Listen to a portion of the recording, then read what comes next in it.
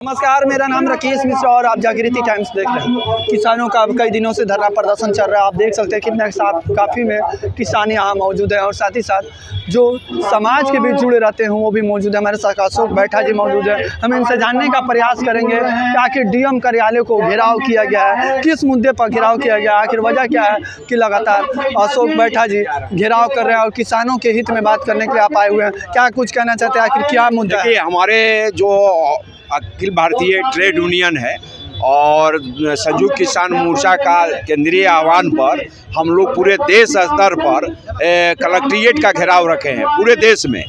और वो मुद्दा है कि एमएसपी की गारंटी कानून जो मोदी जी ने बोले थे, वादा किए थे, वो पूरा नहीं किए और किसानों को कर्ज माफ़ी का था और 4 श्रम संहिता कोड वापस लेने के, बिजली बिल 2020 वापस लेने की, ये सभी मुद्दा को लेकर हम लोग एक संयुक्त रूप से यहाँ रोहतास के कलेक्ट्रेट पर प्रदर्शन कर रहे हैं और राष्ट्रपति के नाम से ज्ञापन देंगे, 18 सूत्री मांगे। इससे कितना प्रभाव पड़ेगा, कितना प्रभाव पड़ेगा? आप लोग कई दिनों से धरना प्रदर्शन भी कर रहे हैं, आज मेन गेट पर आप लोग आए हुए हैं, क्या इससे प्रभाव पड़ेगा? देखिए, देश स्तर का है, हम राष्ट्रपति से मांग करें, डेमोक्रेसी में हमारा अधिकार है।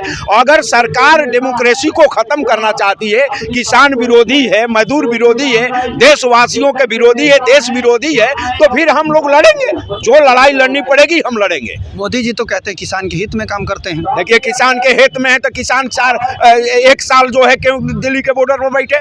संयुक्त किसान मोर्चा का आह्वान पर पूरे देश में आंदोलन चल रहा है ना। एमएसपी की गारंटी कानून की मांग हो रहा है, किसानों को दे दीजिए, क्यों नहीं दे रहे हैं? किसानों का कर्ज माफी, आप बड़े बड़े उद्योगपतियों को हजारों करोड़ माफ कर रहे हैं और किसान को कर्ज जो है 50,000, 1 लाख, 10 लाख है तो क्यों नहीं करते हैं? अब किसान विरोधी है कि किसान का हित में काम कर रहे हैं? मजदूर का श्रम संहिता कोड भारत में मजदूरों को गुलाम बनाने के लिए आपने ले आ दिया और उद्योगपतियों की पक्ष में लाया। कैसे मजदूर के विरोध में नहीं है, ये बताइए मोदी जी। तो मोदी जी जितना भी काम करें, देश बेच रहे हैं, रेलवे बेच दिए। कहाँ से देश बेच रहे, कैसे देश बेच रहे? देश तो पूरा जो है बेच दिया। आपका राह का क्या है? खनिज बेच दिए, पूरा प्राकृतिक खनिज बेच दिए। दूसरा है आपको जो है रेलवे, हवाई जहाज, बंदरगाह, आपको बड़े बड़े जितने भी हमारे राष्ट्रीय उद्योगता वो सब धीरे धीरे बेचिए दिए। अब रह क्या गया है? अब कुछ बाकी नहीं रह गया है। आप जनता पर बोझ लाद रहे हैं, जनता को लूट रहे हैं। अब इसके विरोध में जनता जो है आंदोलन कर रही है, जल जंगल जमीन बचाने के लिए, अपने हक और अधिकार डेमोक्रेसी को बचाने के लिए एक बड़ा आंदोलन भारत में छेड़ा जाएगा। कितना प्रभाव पड़ेगा? आज आप लोग डीएम कार्यालय के बाहर आए हैं, ये प्रभाव तो पड़ेगा ही। पूरे देख लीजिएगा, हजारों लोग जुटे हैं और इसी तरह से पूरे जो है भारत के हर जिला मुख्यालय पर जुटे होंगे। तो हम लोग मैसेज दे रहे हैं कि आप सुधर जाइए, ना तो फिर हम दिल्ली को बंद करेंगे।